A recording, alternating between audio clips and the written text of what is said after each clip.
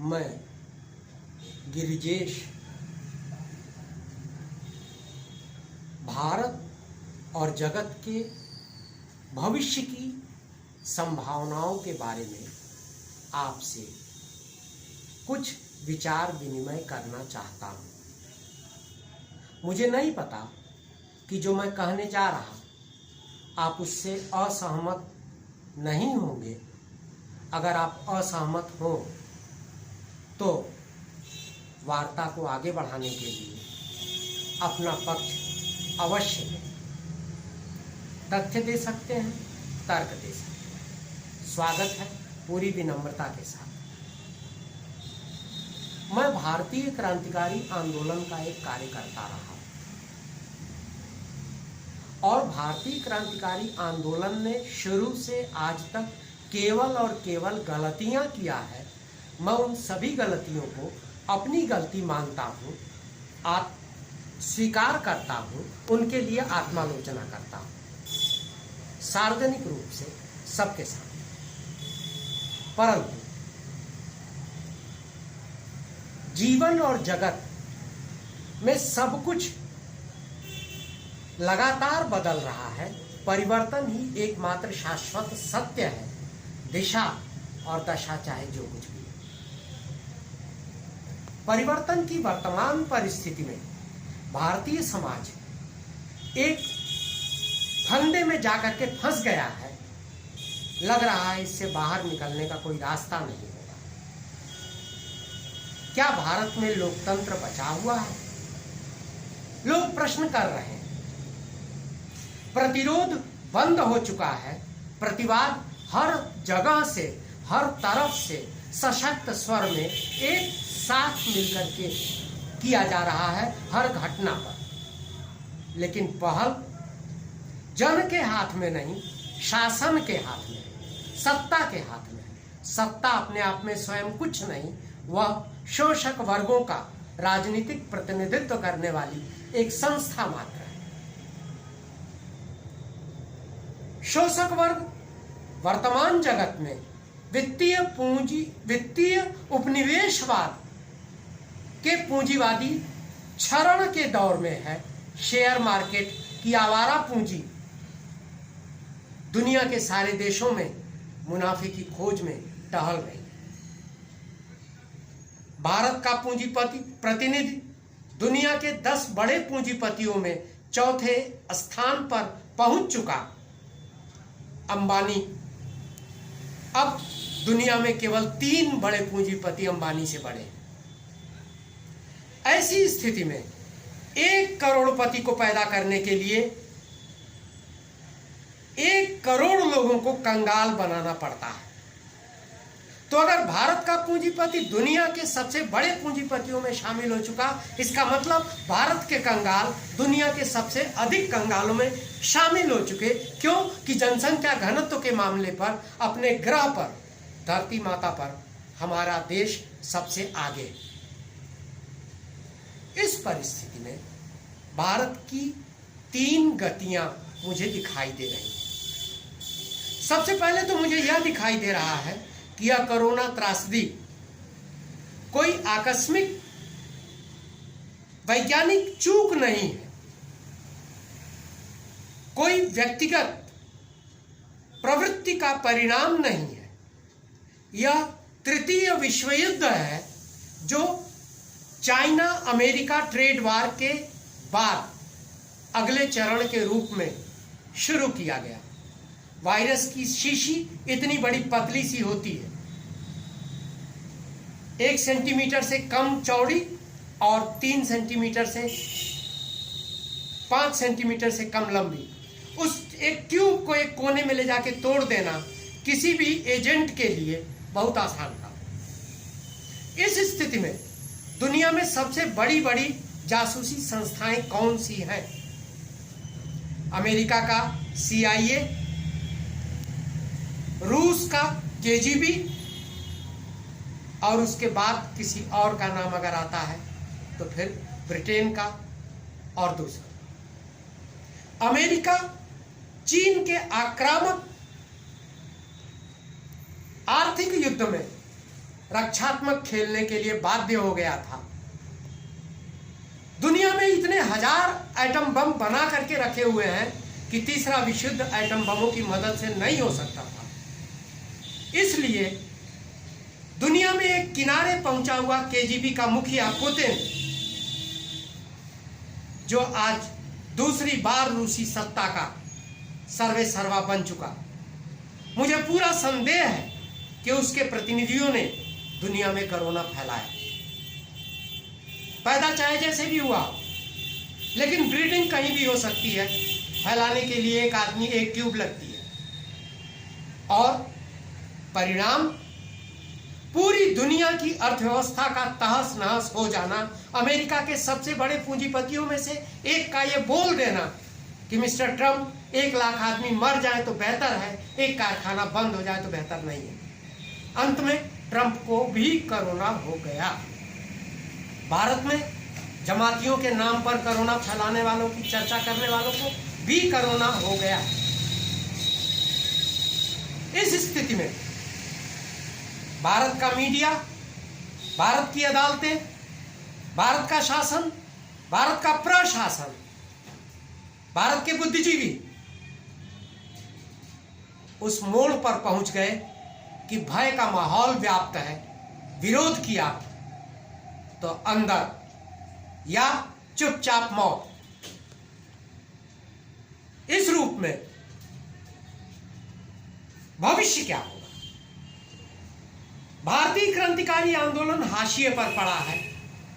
भारतीय फासिस्ट शक्तियां सत्ता केंद्र में तांडव कर रही हैं और एक शक्ति उभरती हुई दिखाई दे रही है, मायावती से परे। वह है दलित आंदोलन की नई युवा शाखा।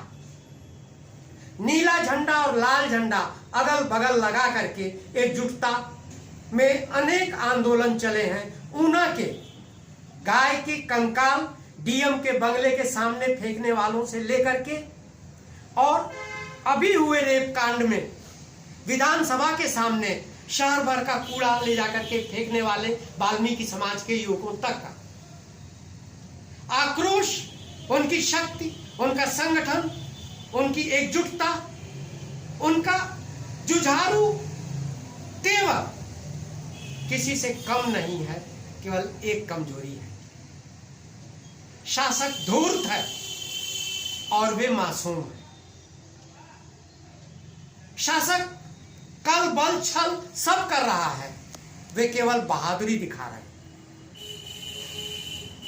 क्रांति एक विज्ञान ही नहीं है, क्रांति एक कला भी है। उस कला में निष्णात वैज्ञानिकों की अनुपस्थिति में, उनके अभाव में, ऐसे हजारों हजार भारतीय दिमागों की अनुपस्थिति में भारतीय समाज इस फासिस्ट जकड़बंदी से, जहां कंसंट्रेशन कैंप जर्मनी की तरह तैयार हो चुके हैं, बाहर निकल नहीं सकती। आने वाला कल निश्चित आता है। हर रात की सुबह होती है। यह रात चल रही है, अंधेरे में क्या सुबह के गीत नहीं गाए जाते? गिलोटिन पे फ्रांसीसी क्रांतिकारियों को चढ़ाया जा रहा था और वो आपस में मजाक करते हुए जाया करते थे कि मैडम गिलोटिन ने आपको याद किया। भारतीय क्रांतिकारी आज खंड खंड विखंडित है, लेकिन भारत के सबसे बड़े कलमकारों में से एक ने लिखा, शक्ति के विद्युत कण जो व्यस्त, विकल बिखरे हैं हो निरुपाय, समन्वय उनका करे समस्त, विजयनी मानवता हो जाए। मानवता को विजयनी किए बिना मानवता की मुक्ति नहीं है, और मानवता को विजयनी करना केवल शक्ति का काम नहीं, तकनीक का काम नहीं, विज्ञान का काम नहीं, यह कला का काम है, यह जीवन का काम है, यह आर पार कर देने वाले मरजीवड़ों, मरहठों, जुझारुओं का काम है। इनकलाब जिंदाबाद। अगर भगत सिंह जिंदा होते तो क्या करते? अगर गांधी जिंदा होते तो क्या करते? अगर राहुल सांकृत्यायन जिंदा होते तो क्या करते? अगर डॉक्टर अंबेडकर भी जिंदा होते तो आज क्या करते? छोड़ दीजिए इनको। मोदी के पुरखे डॉक्टर सावरकर से लेकर के और दीनदयाल उपाध्याय तक कोई भी जिंदा होते तो क्या मोदी और शाह की यह गुंडई, योगी और उनके अधिकारियों की यह गुंडई रात के अंधेरे में बच्ची का शवदाह बर्दाश्त करते? क्या वो भिड़ नहीं जाते उनकी पुलिस से? क्या कोई नौजवान इस देश का उठता और ब्रिटेन तक जाकर के उधम सिंह की तरह सीधे छाती में गोली नहीं मारता? वह दिन बहुत दूर नहीं दिख रहा। शासक वर्गों की मंशा है भारत को गृह युद्ध में फंसा दिया जाए। एक तरफ सवर्ण हिंदू हो, दूसरी तरफ दलित हो, आदिवासी हो, वैज्ञानिक दृष्टिकोण के प्रवर्तक, प्रणेता और प्रचारक हो, और नारियां गृह युद्ध में फंसा दिया जाए। कंगाल और मालामाल आपस में एक दूसरे के साथ मारकाट करते हुए दिखाई दे। दूसरी तरफ अगर ये सभी एकबद्ध हो गए, समन्वित हो गए, तो क्या हिंद महासागर में भी इनको जगह मिलेगी? 200 साल तक चलने वाला ब्रिटेन का राज एक फूंक में उड़ गया। साबरमती ने दो ही को तो पैदा किया, एक गांधी को, एक मोदी को। तो गांधी नायक था जो पहली बार मंच पर आया था। दूसरी बार मंच पर आने वाले को विदूषक कहते हैं, जोकर कहते हैं। जोकर अपनी लकड़ी की तलवार भांजता है, जोकराई करता है और मंच के पीछे चला जाता है। हिटलर और उसके साथी तो मारे गए, युद्ध में मारे गए।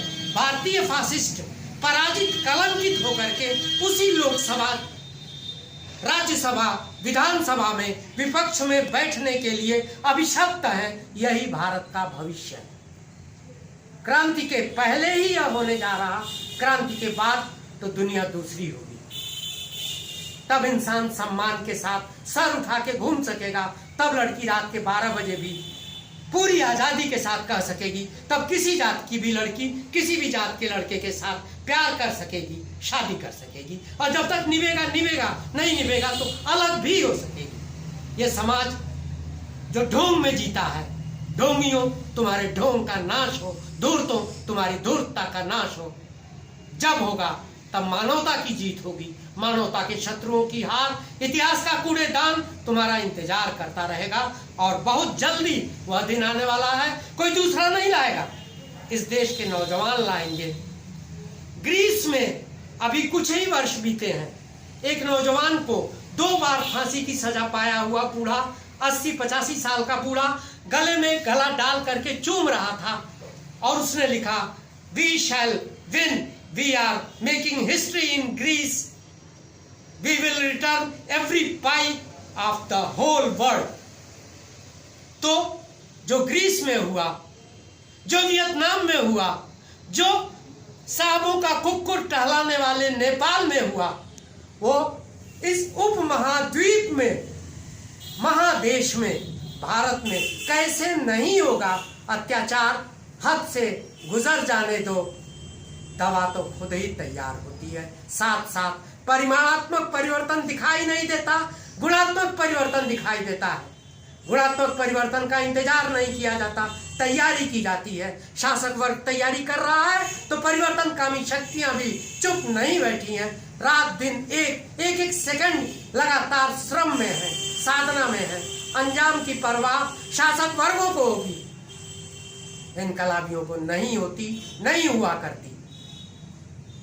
मरने पे शहीद और रहे जिंदा तो गाजी, मरने पे शहीद और रहे जिंदा तो गाजी। ऐ मर्दे मुजाहिद न कदम पीछे हटाना, खोने को तुझे क्या है, बस उस पांव की बेड़ी पाने के लिए है सारी दुनिया का खजाना। इनकलाब जिंदाबाद, फासिज्म मुर्दाबाद।